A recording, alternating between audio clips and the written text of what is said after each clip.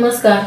Cook with नीलमढमाळमध्ये आपल्या सगळ्यांचं खूप खूप स्वागत. आषाढ हा मराठी महिना आपला सुरू झालेला आहे आणि या महिन्यामध्ये आखाड तळला जातो. आखाड तळला जातो म्हणजेच तळलेल्या रेसिपी याच्यामध्ये बनवल्या जातात. चला तर मग आज आपण आषाढ स्पेशल कापण्याची रेसिपी पाहणार आहोत. चला तर मग सुरुवात करूयात आपल्या रेसिपीला. चला तर मग कापण्या बनवण्यासाठी इथे मी 1 कप गूळ घेतलेला आहे. हो विदाउट केमिकलचा गूळ आहे आणि हो गूळ मी छान खिसून घेतलेला आहे. चला तर मग आता मी या पातेल्यामध्ये हो गूळ टाकून घेते आणि आता याच्यामध्ये पाणी टाकते. तर हे पहा, इथे मी 1 कप गूळ घेतलेला होता आणि त्याच्यामध्ये मी पाऊण कप पाणी टाकलेलं आहे. याच मेजरमेंट नुसार पाणी घ्यायचं आहे. आता हो गूळ आपल्याला वितळवायचा आहे. हो गूळ मी थंड पाण्यामध्येच वितळवून घेणार आहे. तुम्हाला हवा असल्यास तुम्ही तो गॅसवरती तुम्ही गरम पाण्यामध्ये सुद्धा वितळवून घेऊ शकता. चला तर मग हो गूळ मी असा छान वितळवून घेते. हे पहा, इथे आता हो गूळ मी छान वितळवून घेतलेला आहे. हे पहा, अशाच प्रकारे वितळवून घ्यायचं आहे गूळ. आता हे गुळाचं पाणी मी साईडला ठेवते आणि आता आपण कापण्याची कणिक मळून घेऊयात. तर कापण्याची कणिक मळून घेण्यासाठी इथे मी एक ताट घेतलेला आहे. आता या ताटामध्ये मी सगळ्यात अगोदर 2 कप गव्हाचं पीठ घेते. तर हे पहा, इथे मी हो कप भरून पीठ घेतलेलं आहे. तर अशाच मी आणखीन 1 कप पीठ घेते, म्हणजेच इथे मी 2 कप गव्हाचे पीठ घेतलेलं आहे आणि त्याचबरोबर 1 कप बेसन पीठ घेते.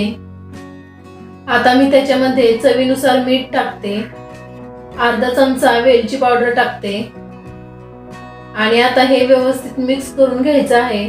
तर मी ते मिक्स करून घेते, म्हणजे आपण जे मीठ वगैरे टाकलेलं आहे ते सगळ्या पिठाला व्यवस्थित लागलं पाहिजे.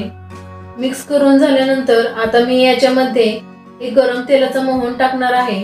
तर इथे मी एक छोटी पळी, म्हणजे आपल्या किटलीमध्ये जी पळी असते ती 1 पळी तेल गरम करून घेतलेलं आहे आणि ते मी आता याच्यामध्ये टाकते आणि आता हे चमच्याने छान मिक्स करून घ्यायचं आहे. तेल गरम आहे त्यामुळे हाताने करायचं नाही, अगोदर अशा प्रकारे चमच्याने करायचं आहे आणि नंतर मग हाताने मळून घ्यायचं आहे. चला तर मग हे पहा, अशा प्रकारे हे पीठ मळून घ्यायचं आहे. सगळ्यात अगोदर हे जे आपण तेलाचं मोहन टाकलेलं आहे ते सगळ्या पिठाला व्यवस्थित चोळून घ्यायचं आहे. चला तर मग हे पहा, इथे आता मी हे व्यवस्थित छान मिक्स करून घेतलेलं आहे. तेल सुद्धा व्यवस्थित सगळ्या पिठाला लागलेलं आहे. आता मी याच्यामध्ये हे जे आपण गुळाचं पाणी करून घेतलेलं आहे ते टाकणार आहे. तर ते हे पहा, अशा प्रकारे गाळणीमधून गाळून घ्यायचं आहे आणि पाणी टाकत असताना जरी आपण माप बरोबर घेतलं असलं तरी पाणी थोडं थोडं टाकायचं आहे, एकदम पाणी टाकायचं नाही. चला तर मग आता हे अशा प्रकारे मी मळून घेते.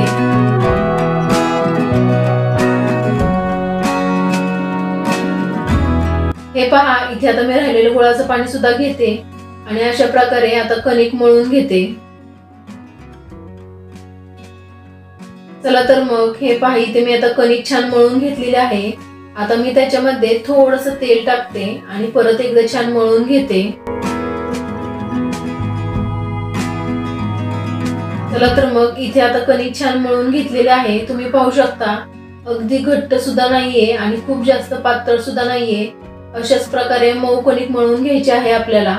अगदी चपातीची कणिक असते त्याप्रमाणे मळून घेतलेले आहे. आता ही कणिक मी दुसऱ्या एका भांड्यामध्ये काढून घेते.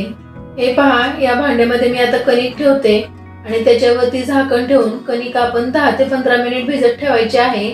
जास्त वेळ ठेवली नाही तरी चालेल. चला तर मग 10-15 मिनिट झालेले आहेत. मी आता याच्यावरचं झाकण काढते. हे पहा, इथे आता आपली कणिक छान भिजलेली आहे.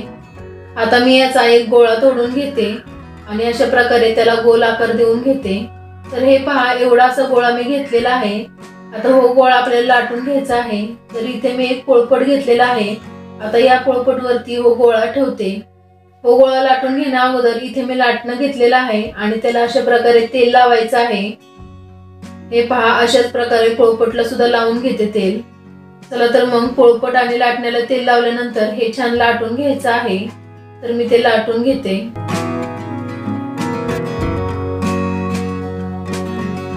चला तर मग आता हे थोडंसं लाटून झाल्यानंतर आता मी याच्यावरती खसखस टाकते. कापणी बनवताना त्याला खसखस लावली तर त्याची टेस्ट आणखीनच छान लागते. तर अशा प्रकारे मी खसखस टाकून घेते आणि अशा प्रकारे पसरवून घेते.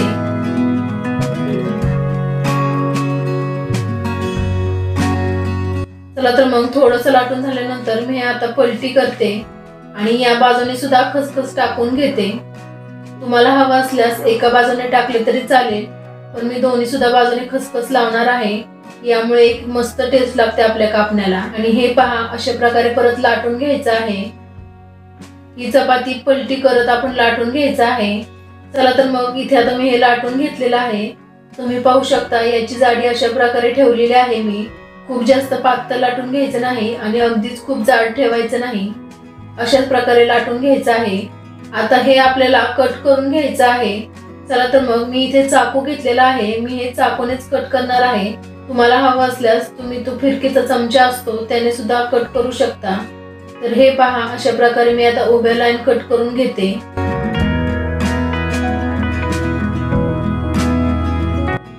आता याला शेप येण्यासाठी हे पहा, अशा प्रकारे तिरके कट करून घ्यायचे आहेत। आणि तुम्हाला ज्या साईज मध्ये कापण्या हव्या आहेत त्या साईज मध्ये तुम्ही कट करू शकता। कापण्या ह्या मोठ्या साईज मध्ये छान वाटतात, त्यामुळे हे पहा, अशा प्रकारे मी कट करून घेतलेले आहेत। हे पहा, अशा प्रकारे याची जाडी ठेवलेली आहे। तुम्ही पाहू शकता खूप जास्त पातळ नाहीये आणि जाड सुद्धा नाहीये। अशाच प्रकारे या कापण्या बनवून घ्यायच्या आहेत। चला तर मग या कापण्या मी आता दुसऱ्या एका प्लेट मध्ये काढून घेते आणि अशाच प्रकारे राहिलेल्या कापण्या सुद्धा मी बनवून घेते आणि आता त्यात छान तळून घेऊयात। तर हे पहा, कापण्या तळून घेण्यासाठी मी इथे कढईमध्ये तेल घेतलेलं आहे। तेल अगोदर छान गरम होऊन द्यायचं आहे। चला तर मग तेल आता छान गरम झालेलं आहे। मी आता त्याच्यामध्ये थोडासा कणकेचा तुकडा टाकून बघते। हे पहा, लगेच तुकडा वर आलेला आहे कणकेचा, म्हणजेच आपलं तेल छान गरम झालेलं आहे। आता मी त्याच्यामध्ये एक एक करून या कापण्या टाकून घेते। कापण्या टाकण्या अगोदर तेल हे छान गरम होऊन द्यायचं आहे आणि मग नंतर गॅस हा मीडियम फ्लेम वरती करायचा आहे।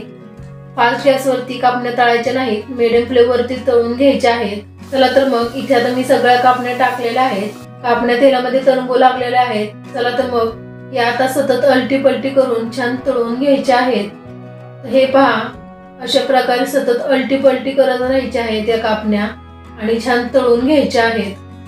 हे पहा, तुम्ही पाहू शकता कापण्या किती छान फुगलेल्या आहेत, मस्त अशा फुगलेल्या आहेत। चला तर मग कापण्या आता छान लालसर अशा तळून घेऊयात।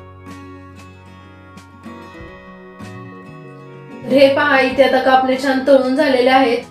आता मी त्या बाहेर काढून घेते।